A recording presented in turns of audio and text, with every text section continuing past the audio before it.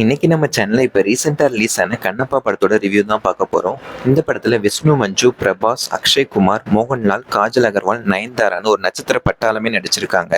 இந்த படத்துக்கு ஹீரோவான விஷ்ணு மஞ்சுவே கதை எழுதி படத்தை இயக்கவும் செஞ்சிருக்காரு.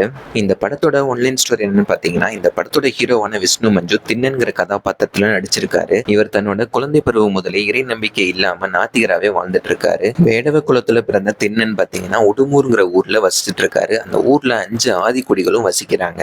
உடுமூர்ல இருக்கிற மலையில சிவபெருமான வாயுலிங்கமா அருள்பாவித்து வச்சிருக்காங்க. ஆனா திண்ணனும் சிவபெருமான ஒரு கல்லுன்னு சொல்றாரு.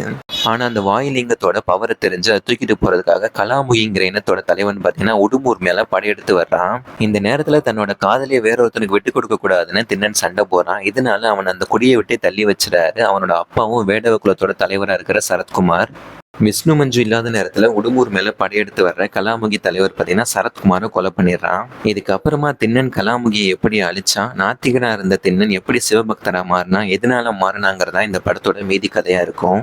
63 நாயன்மார்கள்ல ஒருத்தரா இருந்த கண்ணப்ப நாயனாரோட வாழ்க்கை கதையை படத்தோட சுவாரஸ்யத்துக்காக கொஞ்சமா கற்பனை கலந்து மிரட்டலான படமா இந்த படத்தை கொடுத்திருக்காங்க. படத்துல ஒரு நட்சத்திர பட்டாளமே நடிச்சிருந்தாலும் இந்த படத்துல நடிச்சிருந்த ஒவ்வொரு கதாபாத்திரமும் இந்த படத்தோட கதைக்கு ரொம்பவே வலு சேர்த்திருக்காங்க. இந்த படத்தை நீங்க கண்டிப்பா ஒரு தடவை ட்ரை பண்ணி பாருங்க. இந்த மாதிரியான ஷார்ட்டான மூவி ரிவ்யூஸ்க்கு நம்ம சேனலை மறக்காம சப்ஸ்கிரைப் பண்ணிக்கோங்க. அடுத்து எந்த படத்தோட ரிவ்யூ போடலாங்கிறதையும் கமெண்ட்ல சொல்லுங்க.